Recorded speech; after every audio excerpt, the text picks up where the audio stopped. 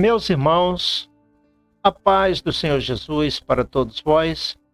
Queridos, nós estamos começando hoje a nossa aula número 3 do curso Conselheiro Bíblico Terapêutico. Seja você bem-vindo a esta terceira aula. Permaneça conosco até o final. Permaneça também até o final do curso, pois este curso vai trazer grande bênção para a sua vida e para o seu ministério. Aconselho que leia o material de apoio que estamos enviando para você estudar em casa. Livros e apostilas em abundância, porque o curso não consiste somente das aulas que são aqui transmitidas. O material de apoio é o que realmente dá sustentação a este curso. Então, queridos, vamos continuar aqui com a nossa matéria, ok? Vamos continuar com a nossa matéria, falando sobre a missão do terapeuta. Primeira coisa importante saber que um terapeuta é um missionário. Eu falei isso na aula anterior. O terapeuta é um missionário. Porque existem vários tipos de missionários, conforme a missão. O líder é um missionário, o pregador é um missionário, o mestre é um missionário, o evangelista é um missionário. Então, o terapeuta também é um missionário, porque ele tem uma missão. Que missão é essa? Curar feridas. A palavra terapeuta vem de terapia. E o que é terapia? É tratamento. Então, é aquela pessoa que Deus usa para curar feridas. No nosso caso, feridas na alma. Quando nós falamos de alma, eu não queria hoje entrar no aspecto teológico, mas é importante dizer que a alma é a fonte das emoções. Todo ser vivo tem alma, embora somente os seres humanos temos espírito, alma e espírito, mas todo ser vivo tem alma. Quando eu digo que todo ser vivo tem alma, eu estou dizendo que todo ser vivo tem emoções. Se você tem em sua casa um animal de estimação, um gatinho, um cachorrinho, e você trata ele bem, com carinho, com delicadeza, você vai ver que ele gosta de você. Se você trata mal, grita com ele, ameaça, você vai ver que ele se afasta. Até a forma dele olhar para você é com temor, é com medo, porque ele tem alma, ou seja, ele tem emoções, ele tem sentimentos. Tudo que tem sentimentos precisa de um trato amoroso. Então tem muita gente com a alma ferida, precisando de um terapeuta. E Deus quer que você seja esse instrumento para curar as feridas na alma das pessoas. Vejamos alguns exemplos de atitudes opressoras que ferem a alma, gerando traumas e transtornos de personalidade. Isso aqui tem a ver com os relacionamentos intrafamiliares e interpessoais. Relacionamentos intrafamiliares é o relacionamento dentro do lar, dentro da família. É uma vergonha dizer, mas está na Bíblia, que os inimigos do homem são os da sua própria casa. Leia Miqueias capítulo 7, versículos 5 e 6. Anote aí, eu não anotei aqui, mas você pode anotar Miqueias 7, 5 e 6. Se pode, inclusive. Eu estou com a Bíblia aqui, não vou ler neste momento por uma questão de tempo para esta aula, que não tenho muito tempo disponível. Na verdade, o meu propósito é não passar de meia hora, mas a gente acaba passando um pouquinho. Então, queridos, vai lá em Miqueias capítulo 7, versículo 5, ok? Para você ver. Vai também em Mateus capítulo 10, aonde Jesus fala que os inimigos do homem são da sua própria casa. Ou seja, que os parentes são instrumentos de desonra. É uma vergonha isso, não era para ser assim não, irmão. Você que está me ouvindo, você desonra seus parentes, você desonra seu pai, você desonra sua mãe, você desonra seus irmãos de sangue. Não desonra não, irmão. Mas, lamentavelmente, o lar é um campo de batalha. Marido e mulher em brigas, pais e filhos em briga, irmãos em briga. Não era para ser assim não, tá errado. Então, o terapeuta, ele tem a missão, primeiramente, de educar. É um educador. O terapeuta é um educador. Além disso, ele estende a missão também de curar feridas. Se ele for terapeuta e mediador, como mediador, ele vai tratar seriamente com o agressor. Como terapeuta, ele vai tratar com o ferido, colocando remédio na ferida. Por isso que eu recomendo fazer os dois cursos. Não se conforme somente em ser mediador ou ser somente terapeuta, porque aí você vai ter a formação legítima e completamente legal para as duas funções, para tratar com o agressor e para tratar com o ferido. Ok? É uma vergonha que o lar seja um campo de batalha. Não é para ser não, irmão. Nunca teve no... Vamos entrar um pouquinho no tema, no aspecto teológico, que as pessoas têm um costume de dizer, de forma desapercebida, que ninguém nem nada pode afetar o propósito de Deus. Não diga isso. Não, mas que Deus é grandão, Deus é soberanão, Deus é tudo de grandão e não tem quem possa afetar o propósito de Deus. Não. Irmão, não diga isso. As pessoas são adultas, são maiores de idade e elas tomam decisões. E se a pessoa toma a decisão de se aliar ao inimigo de Deus, Deus diz, agora eu me retiro, vocês aí se viram com o meu inimigo, que você sabe quem é, o inimigo número 1 de Deus, que foi expulso lá de cima porque se rebelou contra Deus. Então, quando o homem se une ao inimigo de Deus, Deus diz, eu não estou mais no controle. Agora quem está no controle é o bicho feio, que você sabe quem é, que sempre aparece bonito, porque a Bíblia diz em 2 Coríntios, capítulo 11, versículo 14, que ele se transforma em anjo de luz. E até faz milagre. Você sabe de quem eu estou falando.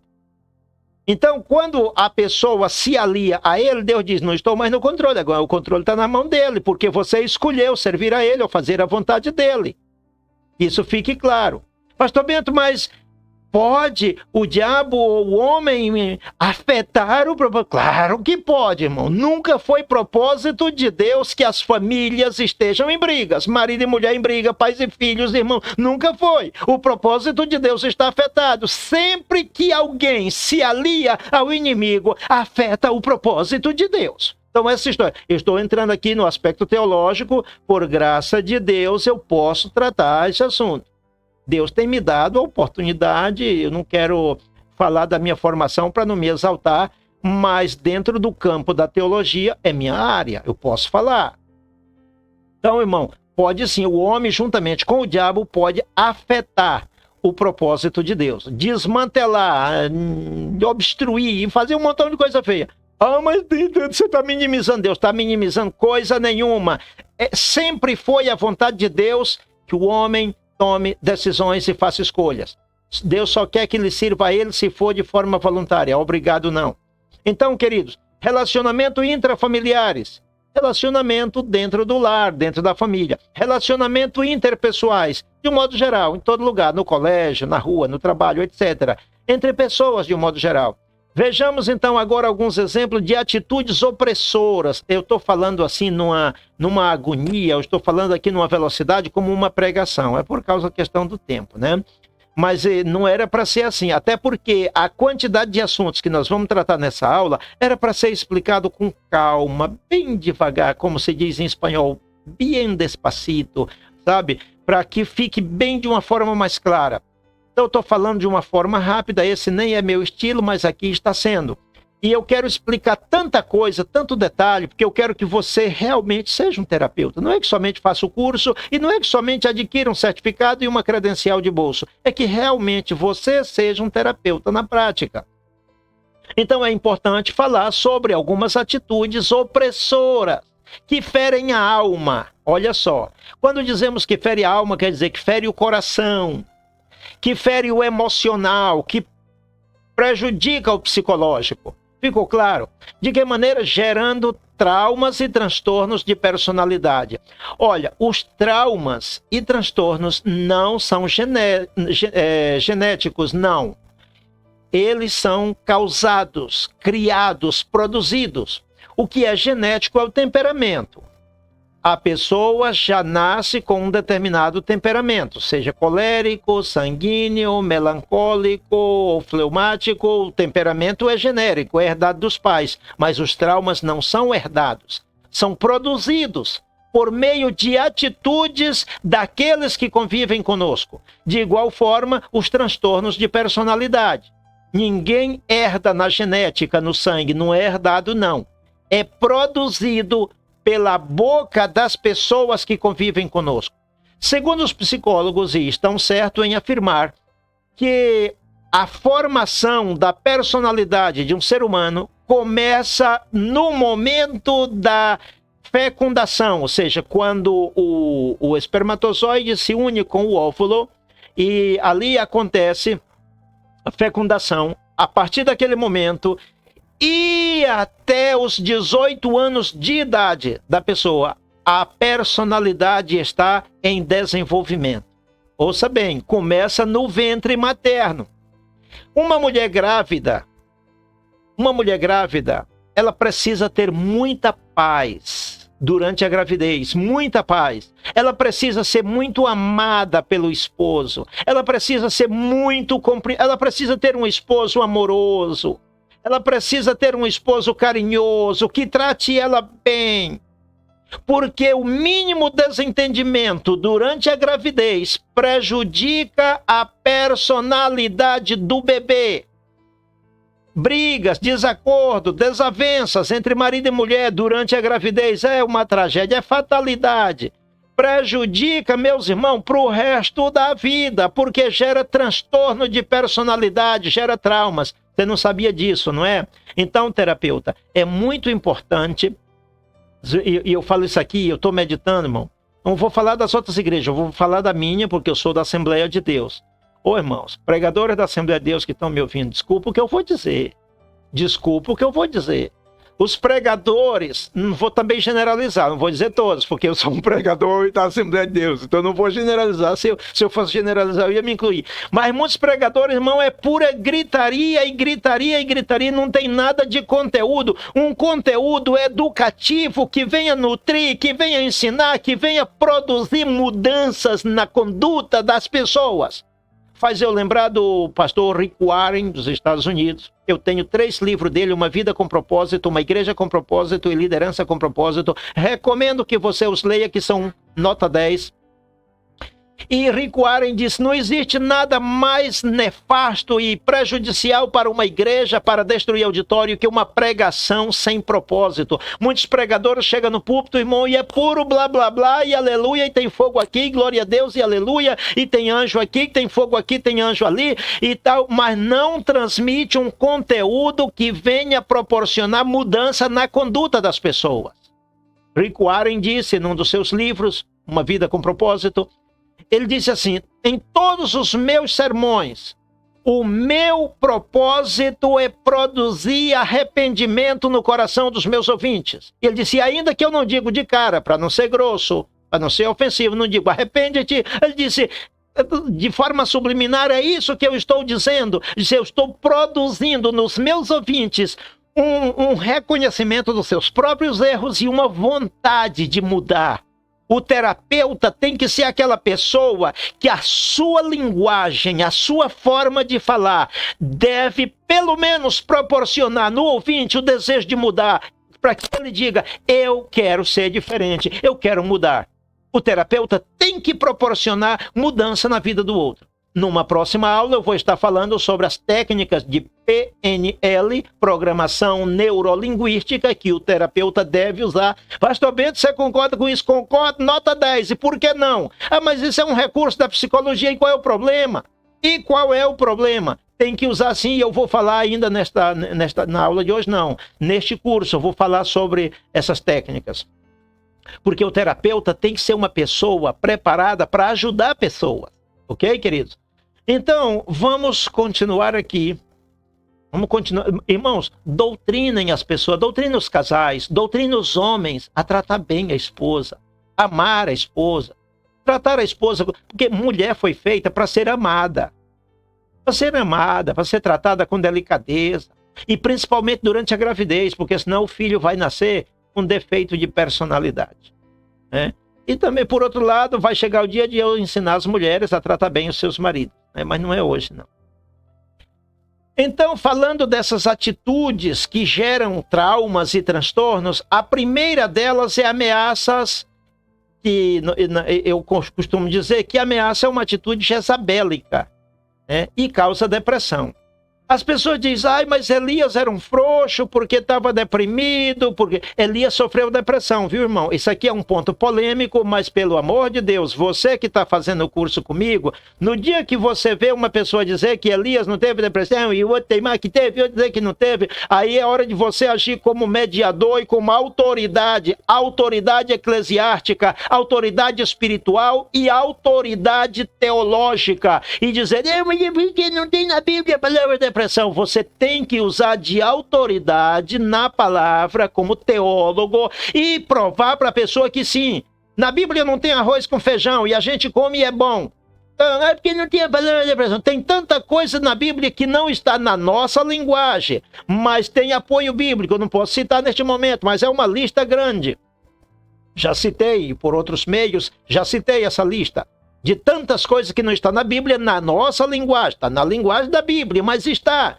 Então Elias teve depressão, sim. Até Jesus teve depressão. Os profetas, eu não sei qual dos profetas do Antigo Testamento que não teve depressão. Eu não sei qual. Talvez algum não teve, eu só não sei qual. Porque até onde eu tenho entendido, todos os profetas do Antigo Testamento tiveram depressão.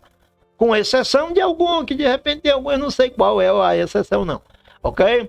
Pois bem, queridos, então só para evitar a teimosia, porque também, irmão, tem gente, oh meu Deus, é uma vergonha coisa dessa, mas tem gente no nosso meio que gosta de uma contenda. O mediador de conflito é autoridade para, passar a tesoura nesses contenciosos, tá?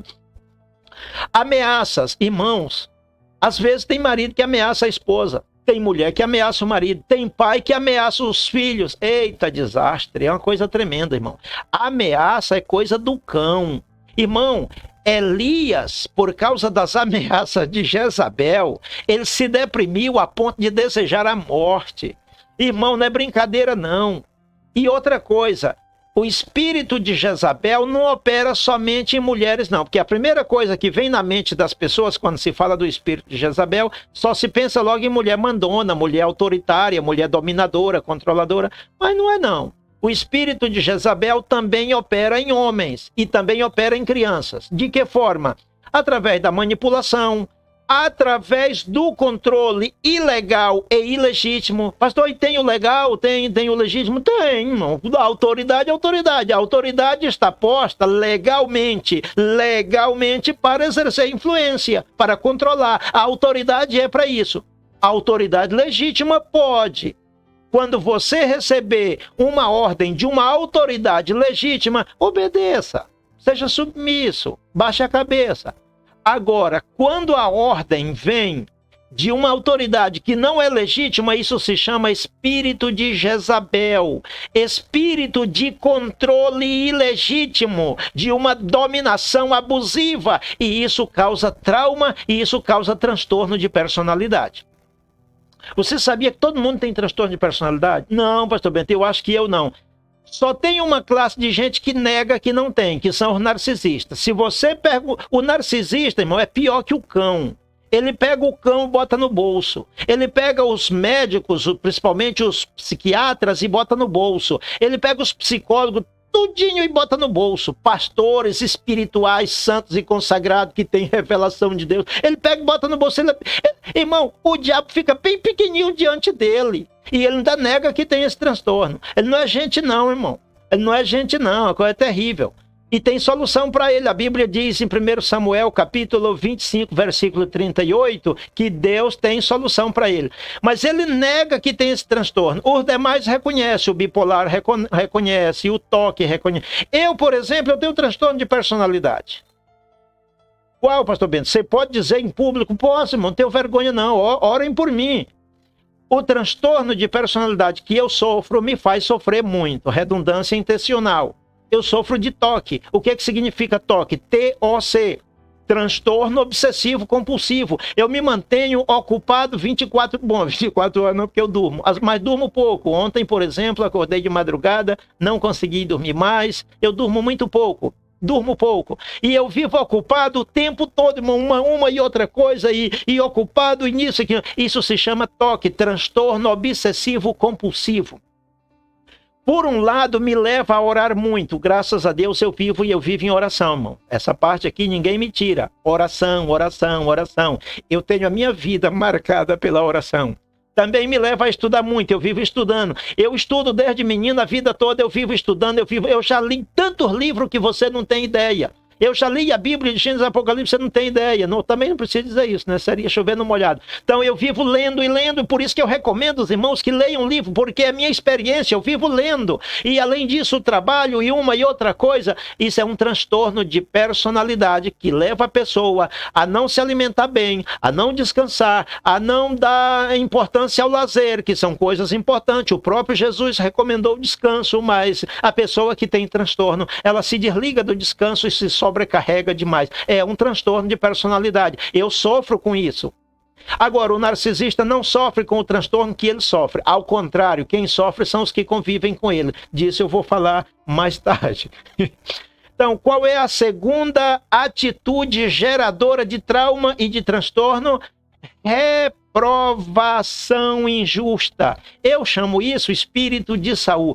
Eu também reprovo, irmão. Eu também reprovo. Eu não posso dizer que eu vou elogiar todo mundo e eu não vou dizer que eu vou elogiar você por tudo que você fizer.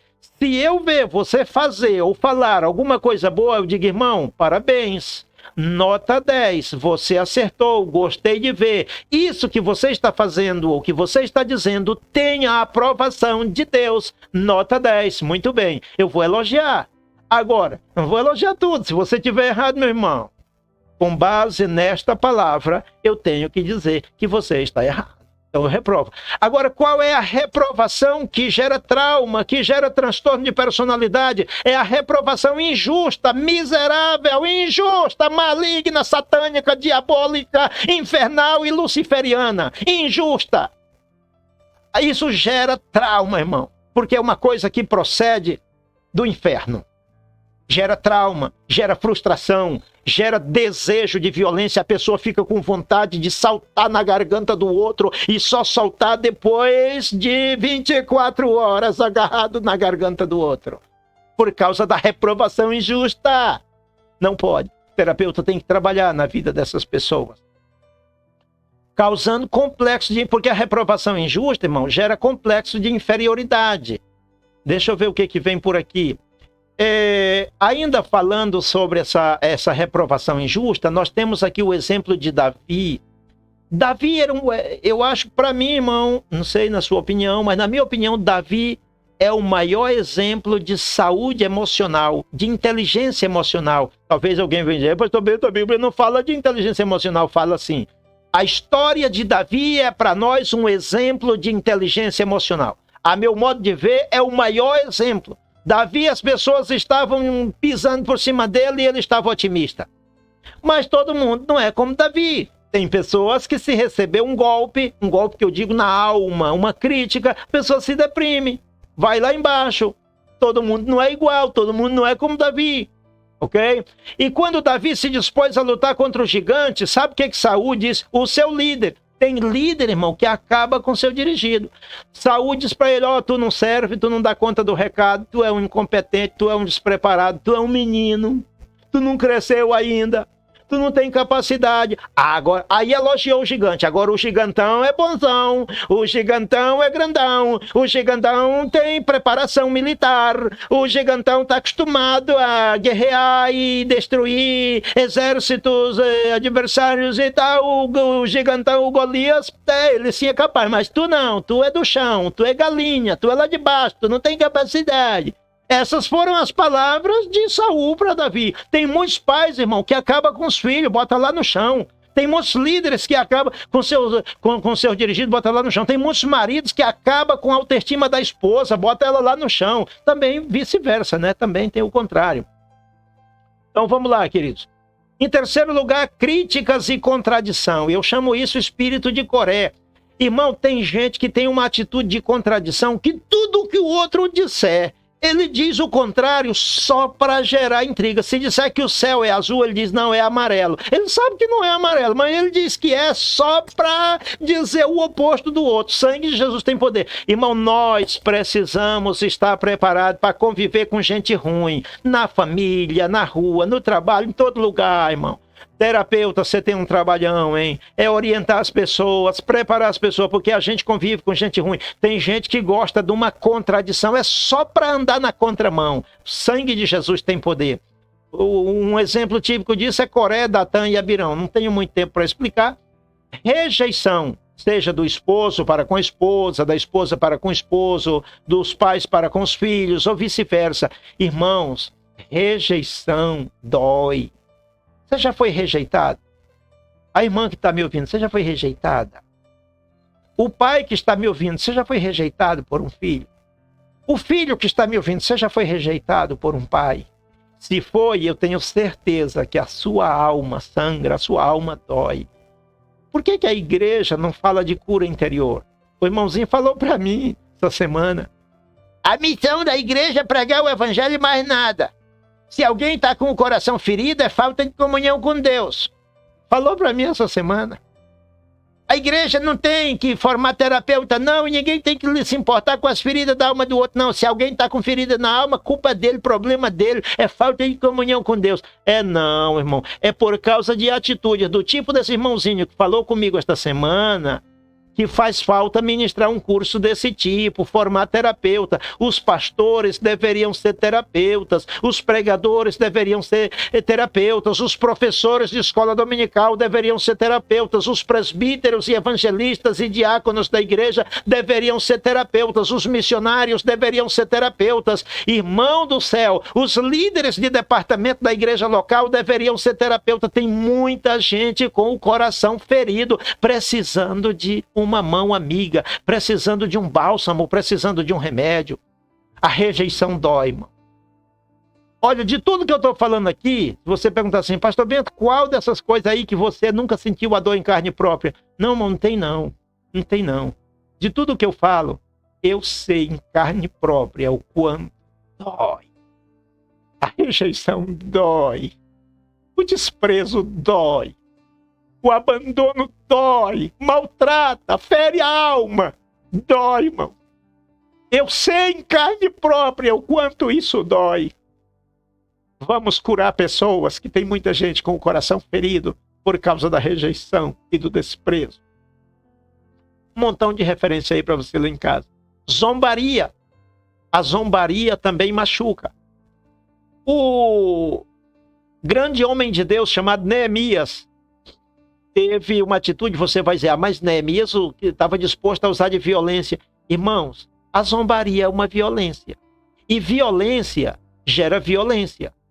A zombaria é uma violência psicológica. Sanbalat e Tobias dizia que o muro que Neemias estava reconstruindo, uma raposa, se recostasse ali, derrubaria. Isso é uma zombaria, irmão. E é uma afronta psicológica, é um crime contra o emocional. Neemias armou seus homens com espadas e disse, olha, isso aqui não é de plástico, não é de brinquedo, isso aqui não é de chantagem, não. Se eles se aproximarem, usem. Ah, mas é violência, irmão. A circunstância era de guerra, meu irmão. Eles estavam sofrendo violência. Neemias armou seus homens. Continuamos. Que isso fique claro. Aonde tem violência, a violência gera desejo de violência no outro. A violência psicológica gera no outro desejo de fazer violência física. Isso fique claro. Controle injusto. Eita, eu até já falei um pouquinho sobre o controle, né? Não vou fazer muita ênfase não, mas o controle injusto e a pressão psicológica, nós temos como exemplo o caso de Faraó. Isso, irmão, gera dor na alma. Calúnia. Quem já foi caluniado? Eu já fui caluniado, irmão. Eu sei o quanto dói. Dói, irmão, dói. Sabe por que dói? Primeira coisa, você não fez. não cometeu o crime. Alguém diz, e não é que diz para você, diz para todo mundo. Comenta com todo mundo, joga a sua reputação, a sua moral no vento. E depois aquela pessoa pode até se arrepender, mas a sua reputação caiu na lama. Ah, meus irmãos. E outra coisa, durante a fase até a verdade vir à luz, a pessoa que é caluniada sofre uma vergonha. Eu já vi irmão dizer, não, mas se a pessoa não fez nada errado, não importa que estejam caluniando, não é para ficar com vergonha, não.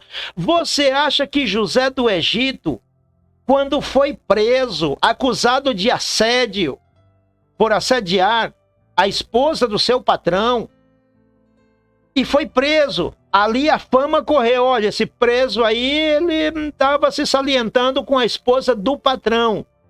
Eu me imagino, a Bíblia não dá detalhes, mas eu me imagino uma vergonha que ele passava, era de baixar a cabeça, preso, condenado, por um crime que ele não cometeu, por causa de calúnia. Dói, irmão, mas Deus tem o poder. É uma questão de tempo, logicamente, até a verdade ser descoberta, tem uma fase de dor e de sofrimento, porque a calúnia dói.